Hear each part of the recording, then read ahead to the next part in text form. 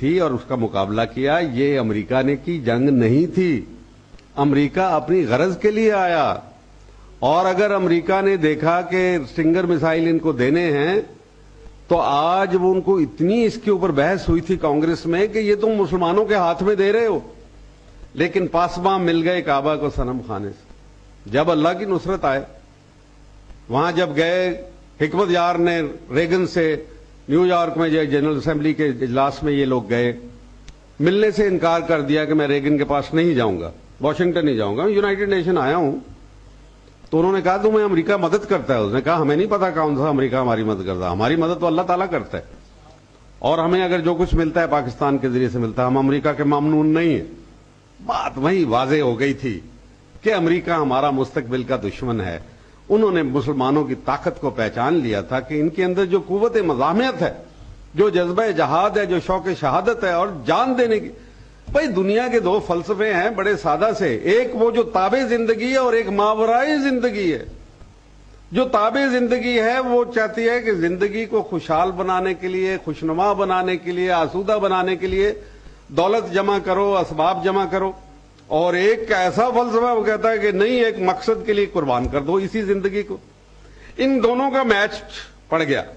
پہلے اشتراکیت کے ساتھ پڑا, اس کا غروب ہو گیا سورج, وہ نظام ہی الٹ گیا, سارے کا سارا ختم ہو گیا. اب دوسرا آ گیا.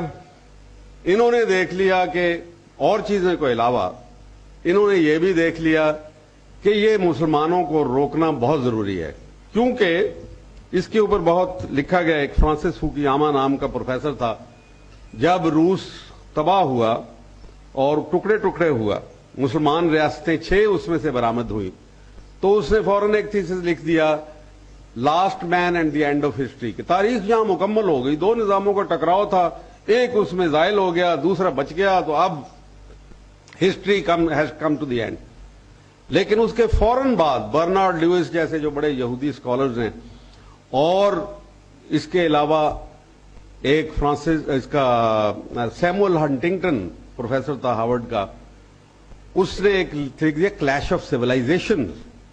اور نیٹو کے سیکرٹری جنرل نے اس وقت کہا کون کہتا ہے کہ جنگیں ختم ہو گئی, ابھی تو اسلام میدان میں ہے, ابھی تو ہم نے اس کے ساتھ لڑنا ہے.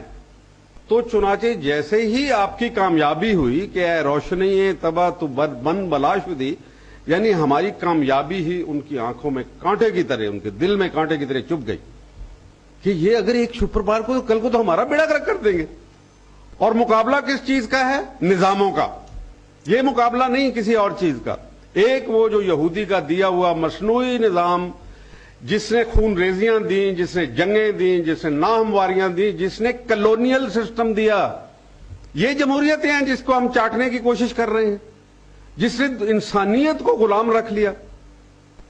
سفید چمڑی والوں نے کتنی عرصہ تک اب بھی کالونائز کیا ہوا ہے, اور جب وہ کالونی کا طریقہ چھوڑا تو پھر نیو کالونیلزم کے اوپر آ گئے کہ نہیں, ان کے وسائل کو اپنی لپیٹ میں لو. ورلڈ ٹریڈ آرگنائزیشن کے ذریعے وہ مختلف ڈھیلے بہانے تھے, ان کو دبا کے, ان کا بازو مروڑ کے, ان کو ڈرا کے, ان کو مقروض کر کے ان کے سارے وسائل اپنے ہاتھ میں لے لو.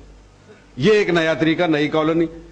کیا یہ انسانیت کی تم خدمت کر رہے؟ ایک تم ہیومن رائٹس کی بات کرتے ہو, پلورلزم کی بات کرتے ہو, لیکن تم اسلام کے پلورلزم, آؤ نا پلورلزم, صرف ایک ملک میں کیوں نہیں, ہمیں کرنے دو. اب برنارڈ لیوس, وہی جو کہ بہت زیادہ مخالف ہوتا تھا, کہتا ہے خدا کے لیے اب ان کو اپنا نظام خود تخلیق کرنے دو.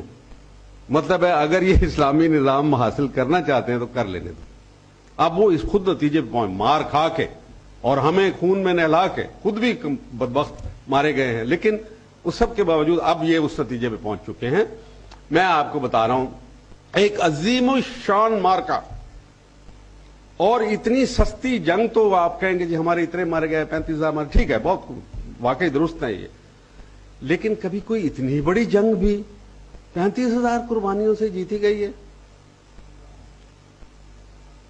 روس نے روسی نظام کو ختم کرنے کے لیے 13 لاکھ افغانوں نے قربانیاں دیں, ہجرتیں کی, لیکن ان کو یہ تو بڑا سستا پڑ رہا ہے, ہم کو ان کو شکست دینا تو بڑا سستا پڑ رہا ہے.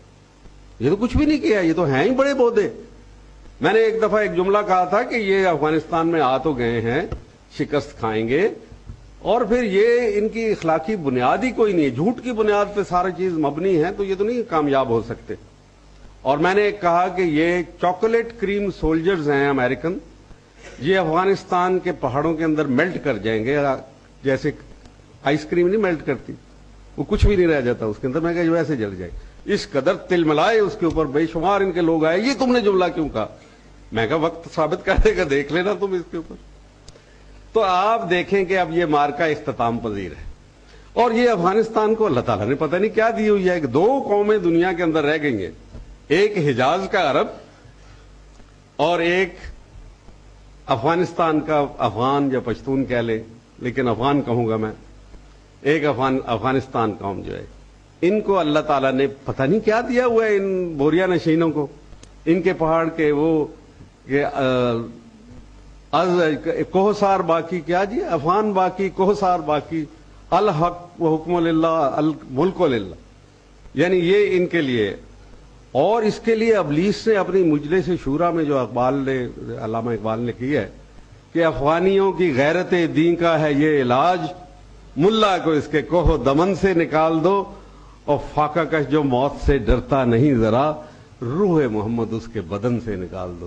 یہ کرنے کے لیے آئے تھے، یہ جھگڑا یہ کرنے کے لیے آئے تھے۔ جھگڑے کی اصلی نوعیت یہ ہے کہ روح محمد ہمارے بدن سے نکال دی جائے، کشید کر لی جائے، اور ہمیں نئے نظام کا جو خواب ہم دیکھتے چلے آئے ہیں، پاکستان، افغانستان، دنیا کے سارے مسلمان، اس سارے نظام کو ہمیشہ کے لیے دفن کر دیا جائے، ان کے خوابوں کو ملیا میٹ کر دیا جائے۔ لیکن رزلٹ بالکل مختلف نکل آیا، اور علامہ نے ہی اس افغانستان کے بارے میں کہا تھا کہ آسیہ، ایشیا کے لیے آسیہ استعمال کیا انہوں نے، آسیہ یک پیکر آب و گل است اینڈ ملت افغان دری پیکر دل است، از فساد او فساد ایشیا است اور از کشاد او کشاد ایشیا است، یعنی افغانستان کا امن جو ہے وہ ایشیا کا امن ہوگا۔ چین بھی اس بات کو سمجھتا ہے۔ آج چین، جب میں گیا تھا ان کے لوگوں سے بات ہوئی، میں نے کہا تمہارا سلوگن ہے رائزنگ پیسفلی، یعنی امن کے ذریعے سے ترقی کرو، امن پرامن۔ یہ تمہیں امن نصیب کہاں سے ہوا؟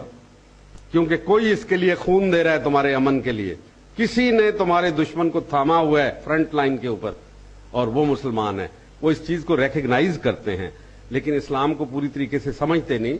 یہ ہمارا کام ہے، ہمارے دانشوروں کا کام ہے، اب ان کے ساتھ خلط ملط کر کے، ان سے مل کے رابطے کر کے کریں۔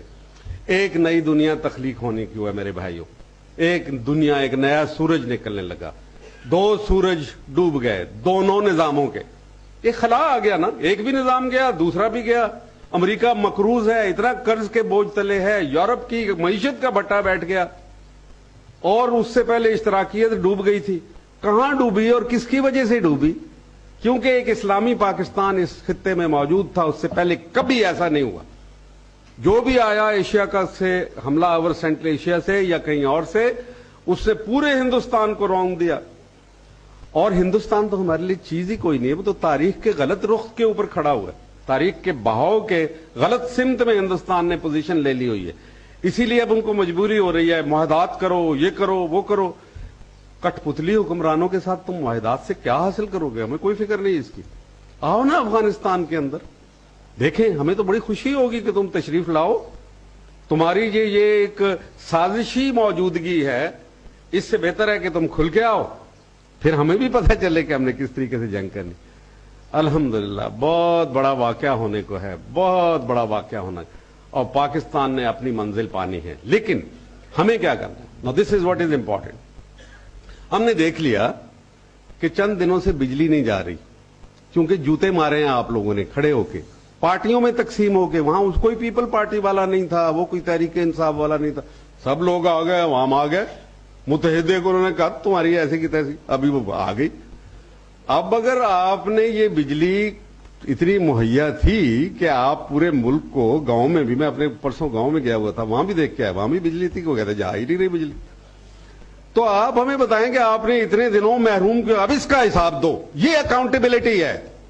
تم نے ہمیں کیوں محروم رکھا؟ وہ بچے، وہ نوجوان، وہ بیوائیں اور وہ عورتیں جو ہسپتالوں کے اندر مر گئیں کیونکہ اس وقت بجلی آپریشن تھیٹر میں نہیں تھی، وہ جو सड़कों के ऊपर इंतजार करते हुए मर गए, बिजली नहीं थी, जिन्होंने इतने दुख उठाए, जो कारखाने के मजदूर बेरोजगार हो गए, उसका कौन जिम्मेदार था? गिव अस द अकाउंट, इसका जवाब दो हमें।